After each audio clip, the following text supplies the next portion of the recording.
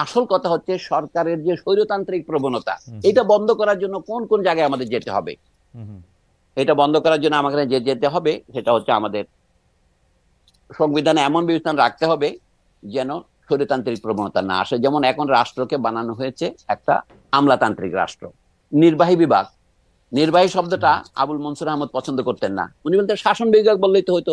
এই যে নির্বাহী কথা, উপজেলা নির্বাহী ম্যাজিস্ট্রেট বানাইছেন ইউএনও, আপনারা এই সংবিধান থেকে এই শব্দ নিয়েছেন। এমনকি সংবিধান কথাটাও অত্যন্ত কঠিন কথা, কিন্তু একটা কথা যখন একবার চালু হয়ে যায় তখন এটার বদলানোর দরকার নাই। ইতিহাসে একটা জিনিস আছে, একবার চালু হয়ে গেলে সেটা চলে। তো নির্বাহী বিভাগকে প্রধান করে যে সংবিধান লিখেছি তাতে একটু গোড়ায় আছে। আমরা জনগণের নির্বাচিত সরকার দ্বারা যদি পরিচালিত হতে চাই, নির্বাচন প্রধান প্রতিনিধি কারা? সংসদ, পার্লামেন্ট। তো সেটা কেন সংবিধানের পঞ্চভাগে গেল?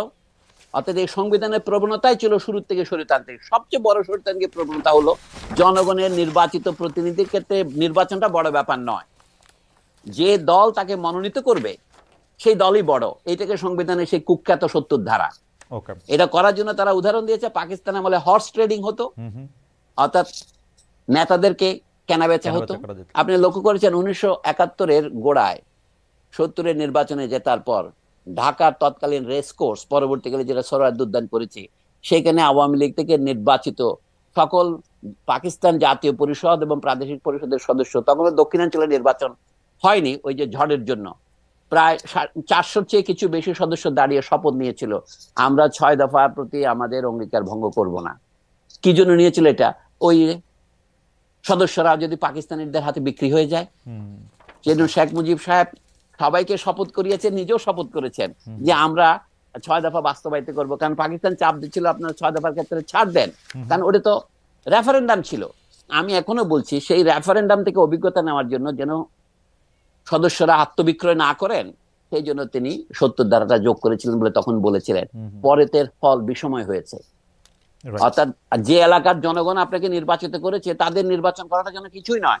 আপনার পার্টি যদি মনোনয়ন প্রত্যাহার করে অথবা আপনাকে পার্টি থেকে বহিষ্কার করে অথবা আপনি পদত্যাগ করেন, তাহলে আপনার সদস্যপদ চলে গেল, তাহলে জনগণের ভোট দেওয়ার অধিকারটা রইল কোথায়? এই জন্য বলছি রাজনৈতিক দলগুলির মধ্যে সংস্কার করতে হবে। আমাদের বর্তমান সংবিধানের সবচেয়ে বড় দুর্বলতা হচ্ছে পলিটিক্যাল পার্টি বলে যে জিনিসটা আছে ওখানে, সেটার উপরে নিয়ন্ত্রণ নাই দেশের জনগণের। পলিটিক্যাল পার্টিকে নিজেকেই নির্বাচিত হতে হবে, তার ভিতরে যে পার্টি কে নমিনেশন পাবে কে পাবে না এটা তার ভিতরে নির্বাচিত হতে হবে জনগণতান্ত্রিক প্রক্রিয়ায়। এখন উপর থেকে যে নির্বাচনের মনোনয়ন বাণিজ্য হয়, সেটা হচ্ছে আমাদের দেশের স্বৈরতন্ত্র প্রতিষ্ঠার প্রথম পদক্ষেপ। আমরা এক স্বৈরতন্ত্রের হাত থেকে নিস্তার পেয়ে আরেক স্বৈরতন্ত্রের হাতে যেতে চাই না। এটা যদি আপনি গ্যারান্টি করতে চান, সংবিধানে এই প্রয়োজনীয় পরিবর্তনগুলো করতে হবে।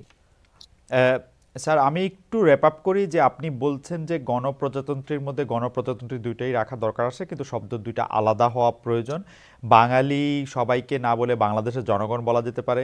আপনি ধর্মের ক্ষেত্রে আপনি বলছেন যে সাম্য মর্যাদা বিচার যদি নিশ্চিত করা যায়, আলাদা করে ধর্মনিরপেক্ষতা রাখার দরকার নাই, তবে রাষ্ট্রধর্ম ইসলাম যদি থাকলেও থাকতে পারে, এইটা যদি গ্যারান্টি দেয় যে অন্য ধর্মগুলির। Sir, correct me if I am wrong, আমি শুধু জাস্ট র্যাপ আপ করতেছি কারণ অনেকগুলি প্রশ্ন। না, আমি বলছি আমি একটু আপনাকে বলি, আপনি এক জায়গায় রং। সেটা হচ্ছে কি, আমাদের রাষ্ট্রের মূল লক্ষ্য যে ধর্মনিরপেক্ষতা একটা কথা, এই কথার মধ্যে অনেক রকমের ব্যাখ্যা হয়, কিন্তু সেই কথার মর্মটা যদি আমরা পরিষ্কার করি যে ধর্মের ক্ষেত্রে রাষ্ট্র কোনো পক্ষপাত করিবে না,